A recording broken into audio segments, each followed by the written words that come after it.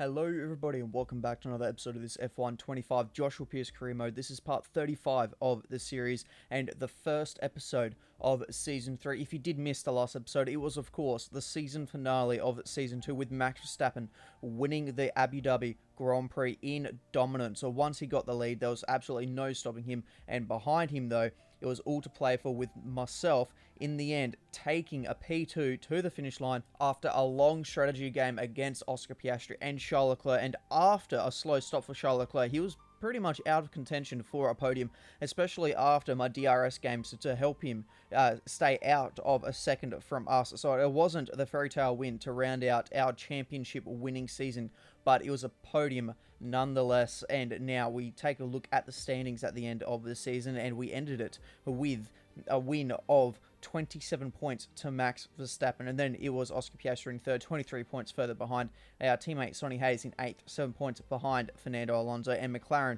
ended the season winning the Constructors' Championship by 43 points to us, Apex GP, and Red Bull Ford in third, 38 points further behind. And so now heading to the team select for season 3 of this Joshua Pearce series, and we have a few options, and it's some good options too. So despite us getting caught red-handed talking to McLaren, Apex GP still would like our services, and maybe they have heard our cry for help in the Constructors, because as much as I want to get a Constructors with Apex GP and with Sonny Hayes as our teammate, it's got me thinking, what if we left Apex GP? Because looking at this, I don't think they are ready yet to let Hayes go.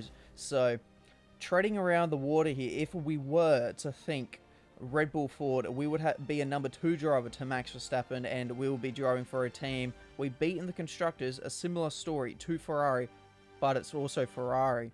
Every driver dreams of driving for these red cars, and it is a serious thought. But if we were to drive for McLaren, the team we've been talking to for most of the season, we would be on equal terms with Lando Norris, and we would be driving for the only team which beat us last season.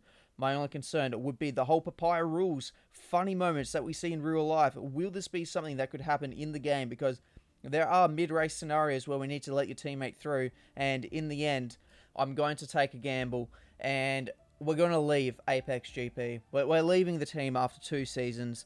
It's been a very successful 2 seasons. My rookie season with the team, managed to get a couple of wins, and we were very dominant towards the end, winning 3 in a row, and we had a very dominant run in season 2 as well, of course, getting that world championship as well. But I will be signing for McLaren and leaving the team, and to get ourselves in a good mindset, we will also be signing a brand new 2-season-long contract, because we know, we've heard it from the drivers in real life, that only having the 1-season-long contracts essentially puts you in a bit of a mindset. So to remove that mindset, we're going for a 2-season-long contract, and with McLaren, which you can see would now make me actually the number 1 driver in theory at the moment. I'm still not completely sure on the contract terms that Lando Norris could be on, but by going for 2 seasons, we now have a 51% driver recognition, and I think it's now time to sign on those dotted lines, and there it is.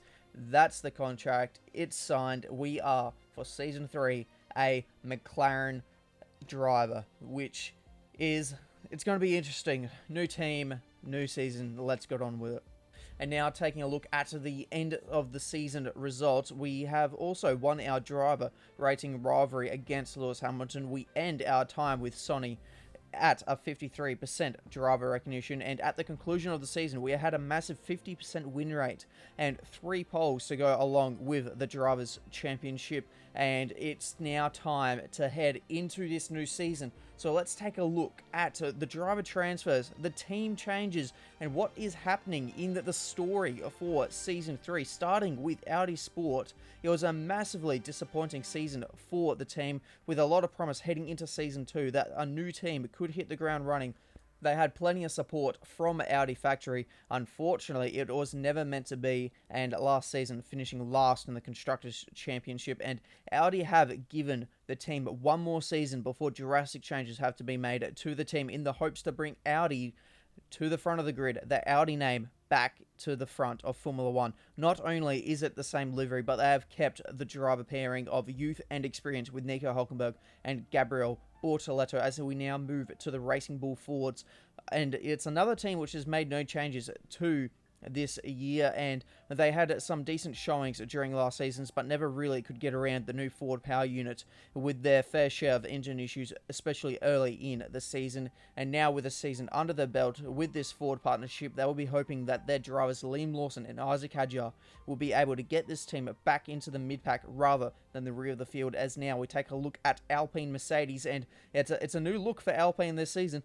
Over the off-season, the team announced an extension of their partnership with BWT, and in celebration have brought the pink livery back out of retirement and will run this for the season. This team will also be looking for better fortune and never really found it again after that incredible Australian Grand Prix in Season 1, where they saw their rookie Jack Doohan take victory on home soil and Pierre Gasly making a double podium for the team. Going into Season 3, though, they retain their two drivers of Pierre Gasly and Lance Stroll. Moving on to Haas Toyota, and this is the first team to have a driver change, and it wasn't the season that they were hoping for with a late season reliability issue for the team. And to try and bring morale back into the team, Toyota have given them the vote of confidence and also granted them to use the Japan special livery from real life in Season 3. The Cherry Blossom livery will be piloted by the seasoned runner now of Oliver Bearman in his third season as a Formula 1 driver, and joined by a new teammate. Jack Doohan makes his return to the Formula 1 grid after a season away on the sidelines after getting the boot from Alpine to make room for a more financially giving Lance Stroll. And in his one season, as mentioned before, Doohan was able to take victory in Australia, but he did struggle for the rest of the long 24-round season. And it's a new team, a new season for Jack Doohan as he starts his redemption season to prove he has what it takes as a Formula 1 driver to Williams, and they never made the improvements they wanted in Season 2. And with the continuation of the high inflation scenario in this series, they needed to make some changes to the car to try and improve the performances, and so they have started stripping back some of the paint, which we famously saw a few seasons ago in real life. And this is really a last-ditch effort for the British squad to make some gains in the field. They had into Season 3 with an unchanged driver lineup of Alex Albon and Carlos Sainz, and now onto their supplier, it's Mercedes, and it's an unchanged car, unchanged lineup. Mercedes, to say the least, have been very silent this series. They have never really looked like they have ever been in any sort of contention for championships, and last season they were struggling for top 10s. So Toto Wolff has the confidence that they can turn this around as he keeps both George Russell and Kimi Antonelli at the team. Now to Aston Martin Honda, and despite being the only team to score a podium other than the top three of Red Bull, Ford, Apex GP or McLaren, things haven't been easy for Aston Martin Honda during the off-season. There have been major discussions as to why we saw for most of the season them having a top 3 car and for them to only stand on the podium once. This has led to a small falling out with Honda, and as per the agreement when Honda took over the engine program, they are still in contract with the team for this season. But seen at the airbox, some of the sponsorship has been pulled and left blank. Not a good look for the team to try and keep some faith in the team. They have kept the mighty Fernando Alonso and will be tutoring Paul Aaron to hopefully become a regular top 10 finisher in Formula 1. And now onto the big teams.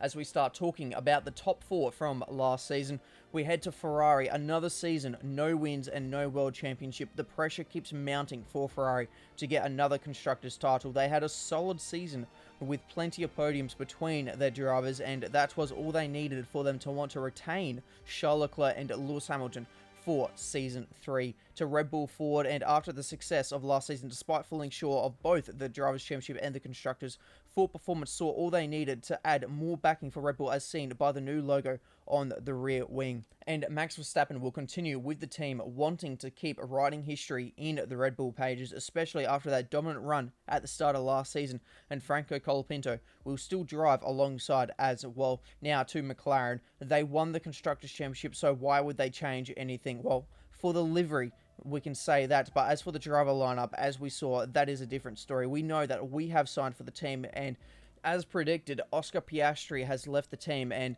we team up alongside Lando Norris, giving the team an all-British lineup for the first time since 2018 as well. They have a world champion driving for the team. The last time they had that was Fernando Alonso back in 2018, as I said. So they'll be looking to try and get another world championship with myself and Lando Norris this season. And to Apex GP, another prediction we got right was that Apex wasn't ready to let Sonny Hayes go, and he will be joined by Oscar Piastri. So we have pretty much done a swap, and with Piastri to Apex, so that does mean Ocon has found himself as a free agent, which is a shame because he is a race winner and has a heap of experience. And what can this team now do? They have a new driver lineup, and they have lost the driver that was so aggressive with the R&D, which really flipped that team around, because in Season 1, if you do recall, we were very aggressive with that R&D, got the team from last in the performance standings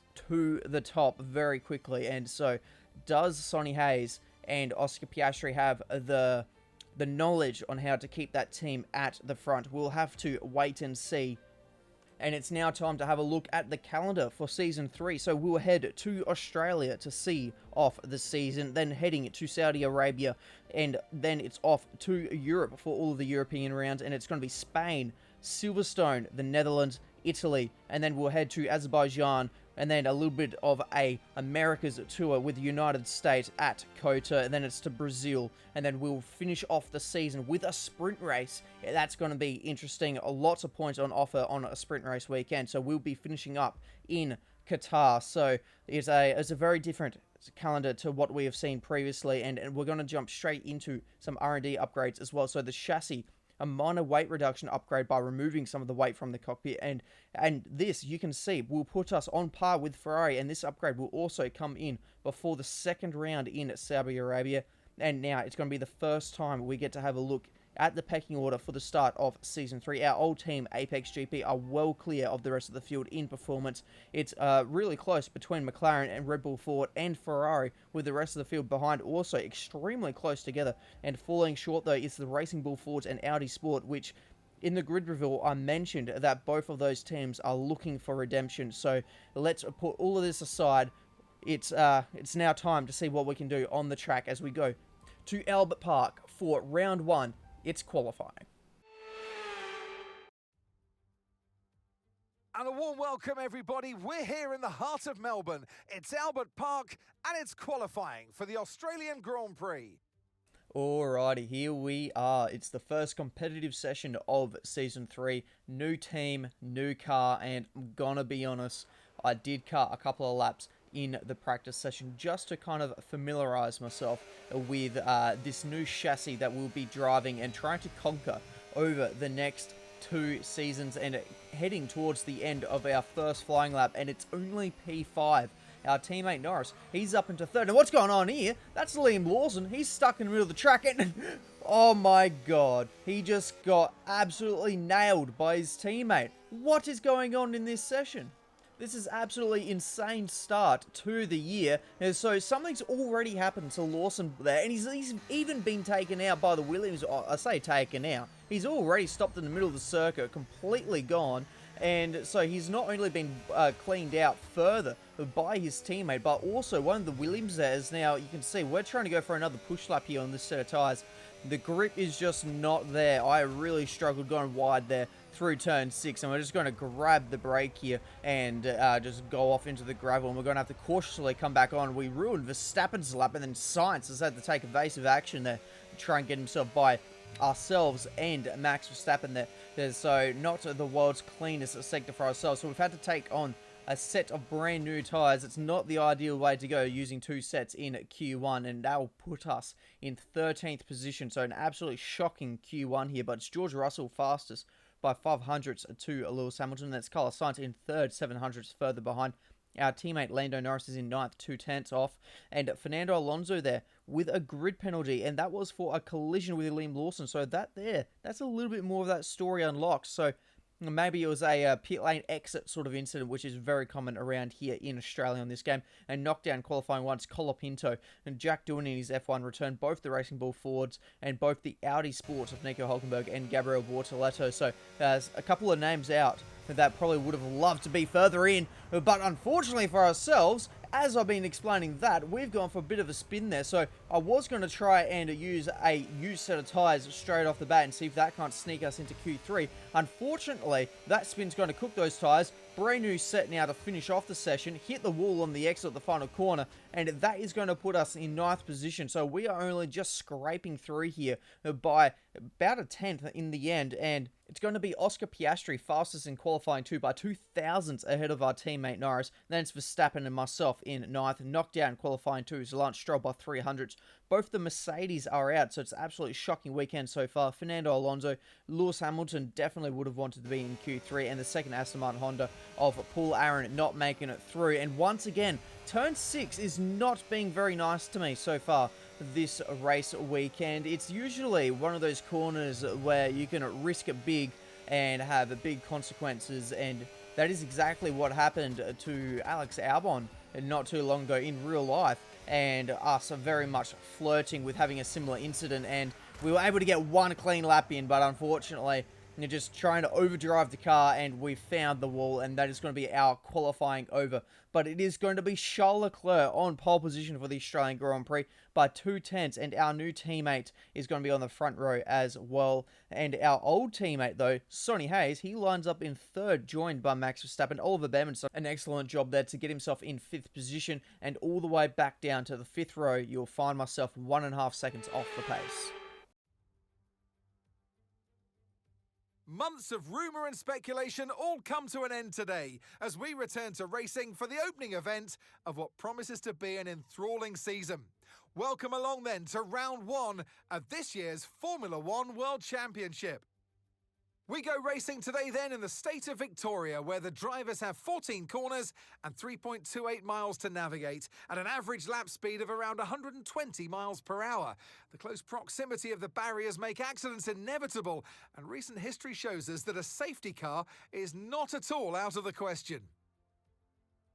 Off the back of a fantastic qualifying session, it's time to see how our starting grid looks like for today's race. A fantastic effort from Charles Leclerc yesterday, and it's put him on pole. And Lando Norris lines up alongside. Looking at the rest of today's grid, we have Hayes, Verstappen, Ollie Behrman, and Albon. Piastri, Pearce, Gasly, and Lance Stroll. Russell, Antonelli, and Sir Lewis Hamilton, and Aaron. Colapinto, Doohan, Carlos Sainz, and Isaac Hadjar. Fernando Alonso, Lawson, Hulkenberg, and Gabriel Bortoleto rounds off the grid. That's it then, it's time to go racing as we head down trackside for today's race.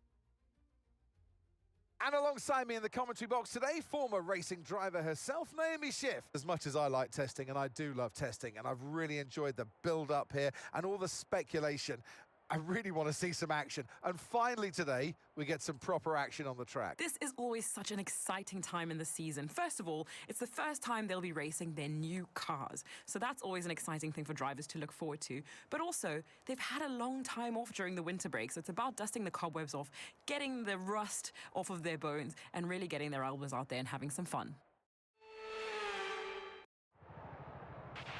Okay, radio check, radio check. Okay, here we go. I know what you can do. Don't let me down.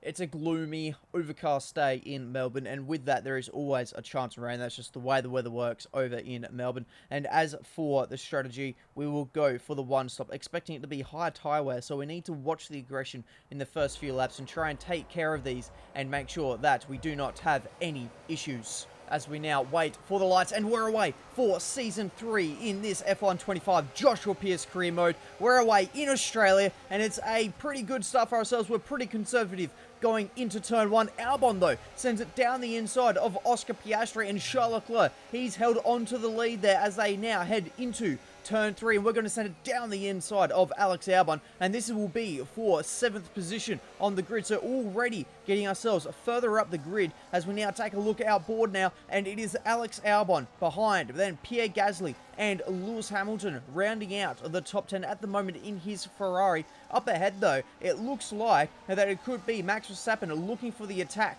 on our old teammate from last season. But in the end, I think it's going to be Oscar Piastri who's looking to get himself ahead of Oliver Bearman. So Bearman, who put his car in a brilliant position after a fantastic qualifying to start in 5th position. He's still holding onto that 5th position, but he has got Oscar Piastri absolutely hounding down his neck to try and get that position away from him. Charles Leclerc leads though as we now head on to lap 2, and we're going to find ourselves here with Sonny Hayes trying to take second away from our teammate, and that is exactly what he does. The Apex GP car now moves up to 2nd position. The other one is in 5th, so he does get himself ahead of Oliver Bearman. We still sit in 7th position and still trying to nurse our tyres in, try and bring him in nice and easy, and that's a late dive bomb from Lewis Hamilton down the inside of Alex Albon, and it's the Ferrari versus the Williams, and he'll continue to have the inside line as they'll go through this fast final sector here. Now it's a little bit of a heavy braking zone into the penultimate corner, and this will give Hamilton now the inside line, and he'll move himself now up into 9th position now as he makes a little bit of a comeback from his Q2 exit in qualifying. And our teammate, he is under attack now from Max Verstappen, so it is all looking like it could be unraveling now for Lando Norris, our teammate. And does this McLaren not maybe have the race pace in practice? That was one of the things that we were struggling with, and we're seeing rain as we dive it down the inside of Oliver Bearman. I did not want to get stuck behind that Haas Toyota, and man, that also caught me off guard. We're actually expecting some rain.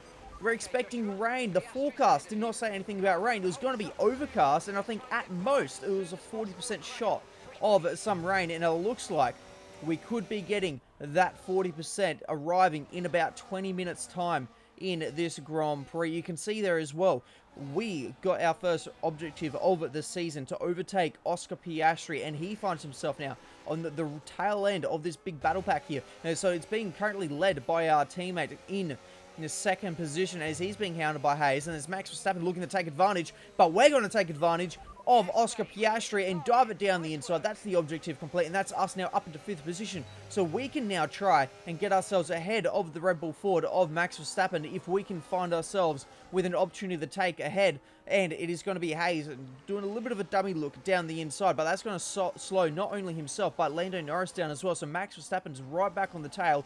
We now catch up to the back of Verstappen, but we're defending from Piastri. The other Apex car, though, is looking to the outside of our teammate. Is he going to be able to make this move stick? It'll be a fantastic overtake if he can. Norris has the big slide, and that will allow Hayes to now go up into 2nd position, and he is now under attack from Verstappen. We're getting ready to go through turn 6. Can we get it done correctly this time? We do, despite touching the grass just a little bit there on a corner entry, and we're going to have a very good run against Max Verstappen. We were deploying a lot of battery, but so I overtook him. It's so much more easier than expected. He did, with the DRS, start coming back a little bit. Norris looks to the outside of Hayes. No room there. We get a big wash of dirty air going through the fast chicane, and that nearly allows Max Verstappen to go back around our outside, but we're wise to it. We defend from him as Norris, he's looking to try and get himself back ahead of Sonny Hayes. Are we able to take advantage of anyone with a slow exit? No, we can't. So we'll tuck in back behind our old teammate from last season, and have a look at this for a battle pack up ahead of Jack Doohan here.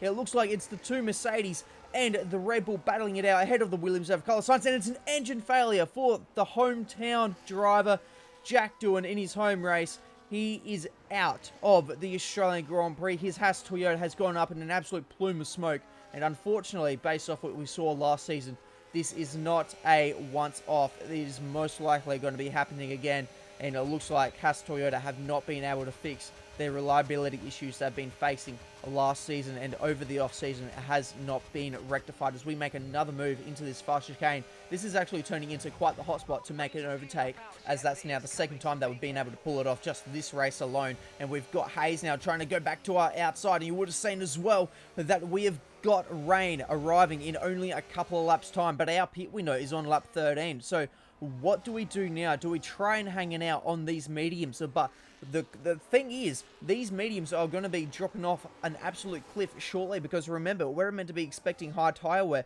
but I've opted to go for the 1-stop over the 2-stop that it was initially trying to give me. So if I stay out and try and stay out, I feel like I'm not really going to be saving too much time because those tyres are going to fall off an absolute cliff. So I'm kind of leaning towards just going to, unless the rain rocks up before we pier and it looks like it's actually going to be pretty heavy, I reckon staying on the dries might be the way to go. Try and get the hard compound tyres up the temperature because hot slick tyres are probably going to be better than cold wet tyres or cold intermediate tyres. So it looks, I reckon we're just going to have to stay on the dries for now and see how this weather plays out. We can't make any strategy calls around it as of yet, as Hamilton and Gasly. This battle is continuing on. It's an Alpine versus a Ferrari. That was not on the bingo card for the start of this season as two teams to be battling it out. And it's not even like the Alpines are out of place. The Alpines are genuinely both inside the top 10 and they are fighting the Ferrari of Lewis Hamilton. The other Ferrari, though, is leading the Grand Prix and he has pulled out Charles Leclerc. Nearly 8-second lead over the rest of the field. So Leclerc has absolutely bolted in this first stint of the Grand Prix. You'll see that our teammate is in second. We're up into third. So it's a double McLaren podium at the moment. Max Verstappen currently sits in fourth position. Then it's the two Apex cars in fifth and sixth. So there's 4 teams inside the top 6, and it is the lone Ferrari that is leading the way, and there's the lone Red Bull Ford. The other Red Bull Ford currently sitting in 11th position of Franco Colapinto, so he'll be looking to try and get himself inside the top 10 as we get our next objective. We're not being told what it is by Mark, though, because I was just about, as that came in, I was about to ask what the weather's doing, because it's lap 13, so we're meant to be boxing this lap, but the lap 13 objective is to keep Max Verstappen behind, because he's closed the gap to nearly within the DRS window of ourselves. So we just had to be mindful of where we were using our ERS to make sure that he didn't break into that 1 second mark. As now the race leader Charles Leclerc is in, and it's a slow stop. The Ferrari, they've had a slow stop. It's the front right tyre is slow coming off, and for ourselves, we've got a late turn in as well, so we're expected a slow stop as well. It is all going wrong in the pit lane now for the front running drivers, and it's a 3.2 for ourselves, so that's about a second away from where it probably should have needed to be. I was just caught so off guard about the having to press my turning point so early. I'm so used to it being on the other end of the lane, and look at that on the chassis. The rain has arrived. It has started raining here in Melbourne right as we're exiting the pit lane. What timing is that for the rain to arrive? So it looks like we're now going to commit to the dries, because I boxed them thinking that there was no rain. It wasn't raining when we came into the lane, but leaving the pit lane, the rain has arrived. So we're going to be on the dries, and we're going to see how far these can go, and if the weather actually ever does get wet enough for it to be a wet track, because remember, no rain was forecast as the Mercedes and the Red Bull, they collide, and I wonder if the Red Bull was trying to go into the pits because they locked wheels very awkwardly going through the final corner, and look who that is holding up. Charles Leclerc is right behind them. He is stuck massively in traffic, so this is only going to be helping us as he now goes around the outside of George Russell, and now he has to try and get himself ahead of Franco Colapinto, and we now are tucked up behind Hadjar, and we don't expect him to slow down so much. We just snagged the back of the Racing Bull Ford there, and that allows Verstappen to go through, so we've now lost the position to Max Verstappen, but he is now being held up by that Racing Bull, and you would think the team orders between the sister teams would have come into effect to allow Verstappen to come through, but instead we're going to get the both of them, and Verstappen behind, he will just sneak through to get himself ahead of Hadjar, who is yet to make a pit stop. And what a sequence of about a half a lap there. That is absolutely insane stuff. We're now stuck behind the next Racing Bull Ford. This time it's Liam Lawson, and we will get ourselves ahead by turn 3, and you can see the rain now dribbling down our visor, so it is 100% here. But look at that, Lawson, he is not getting out the way of Max Verstappen, so is this going to really hurt Max? And you can see he's still not getting out the way as we go now down to a mini box, because we are getting our next objective of the Grand Prix to achieve a fuel load of below 19.8 kilos, and you can see we've got about 1.6, 1.7 extra laps worth of fuel on board, so we really need to try and burn this down, and using the straight line speed that we've got with the DRS, we're able to get ourselves ahead of Antonelli as well, and now back to Max Verstappen, still stuck between behind Lawson, sorry, and just look at the size of that gap now that he has to ourselves. So not only does he have to get by Liam Lawson, he now has to get by Kimi Antonelli. And look at that, we're already down to the next corner by the time Max was rounding that one. I'm sure that some stern words are going to be said by Max Verstappen to the sister team, because you'd think that would just not be happening, as now the provisional race leader at the time, it was Lando Norris. He now exits the pit lane. You can see the gap between ourselves. So it's about 1.8, nearly 2 seconds. And that gap between Norris and Charles Leclerc has dropped massively. It's now only just over 3 seconds. Of now, we calm it down. We do a bit of an order check. So it's Leclerc, Norris, myself, the top three. Then just outside the podium positions, it's Max Verstappen, Kimi Antonelli, and Alex Albon. Antonelli and Albon, they're yet to make a pit stop. As you can see here, it's Piastri trying to round him up, and he will get around the Williams of Alex Albon. And then it's Fernando Alonso, Sonny Hayes in 9th position, and the Racing Bull of Isaac Hadjar rounding out the points, but he's also yet to make a pit stop. And then it's Pierre Gasly, Lewis Hamilton, Lance Stroll, and then Carlos Sainz in this little battle here. Carlos Sainz just ahead of the Haas of Oliver Behrman, the only Haas remaining in this Grand Prix, with Jack Doohan out of the race. And then it's Nico Hulkenberg, Franco Colapinto, George Russell, he's having an absolute shocker down in 18th position. Then it's Lawson Bortoletto and Paul Aaron rounding out the field in his Aston Martin Honda. And for ourselves, we've been pushing really hard to try and not only stay with our teammate, but try and pull away from Max Verstappen, because he got held up massively, as we saw, and we were just trying to make sure that we don't let him start gaining, and yeah, failing the burn load. So that's not ideal, knowing that we're going to be carrying that little bit of extra fuel on board. But as we've had issues previously, I'd much rather have extra fuel than not enough, and have repeats of, I think it was Miami and China we were having issues. And while I was explaining that, our teammate Norris, he's now got himself up into the lead of the Grand Prix ahead of Charles Leclerc, and is pulling away. The gap is now nearly 2 seconds between the McLaren and the Ferrari, as now Oliver Behrman gets himself inside the points with a sweeping across the nose move ahead of Carlos Sainz into the fast chicane. Very brave overtake from the Brit to get himself now inside the points, as now the two Alpine Mercedes are battling it out, going into turn one, sweeping across the nose as well. Goes Stroll ahead of Pierre Gasly, and then Behrman, he's now trying to close the gap into those Alpines, and you can see that he's also bringing Sainz and Colapinto with him in the tow. So that Haas Toyota has got some pretty decent straight line speed to try and get him to be able to hold off from the DRS, and you can see that once again through that next DRS zone there, Ben was still able to stay ahead of the Williams, and the Williams is usually a half-decent car in a straight line. The two Alpines, though, wow, still going at it side by side for a majority of that final sector. It's going to be Stroll ahead of Gasly, and that battling side by side, you can see how much time it cost them, because Behrman is right there with him now, as they'll continue to try and battle it out down the inside. He doesn't get it done, and that's going to ruin his exit, and now he has to be careful of Oliver Behrman. Back to ourselves, our next objective of the Grand Prix is to try and achieve a quick lap time, and you can see the sheer amount of understeer we're having through what is normally a flat out corner. So this track is in very, very tricky and greasy conditions at the moment, because some sections are wet, some are a little bit more dry, and sometimes you just get that little bit of a wet section, as I think Stroll has just done as well, because he's looped it there on the exit of the corner, and he is blocking the racing line. And what is this going to do to the race? At this moment in time, there is no safety car, there's no VSC. We pass the objective, and going through turn one now, we'll start seeing the yellow flags, and there it is, the safety car is deployed, and to my shock, it's a red flag as well.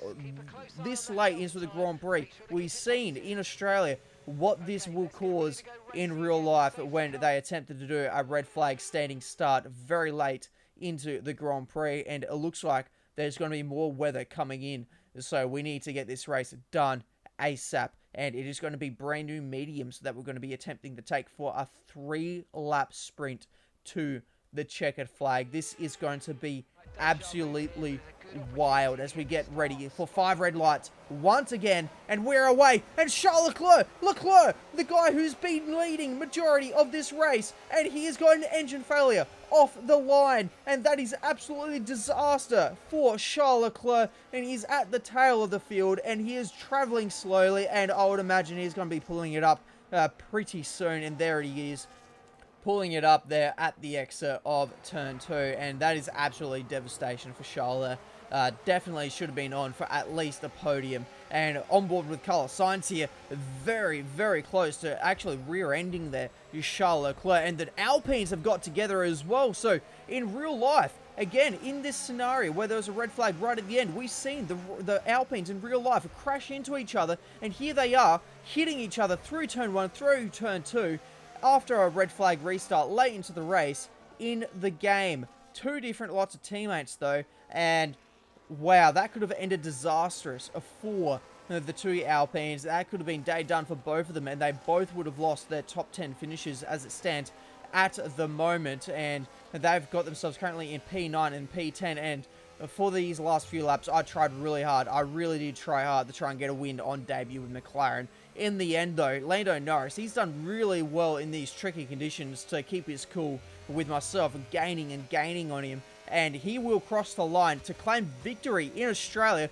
We'll take second in some McLaren 1-2 on our debut with the team. It's maximum points from the weekend, and that is how you start a title defense in this series.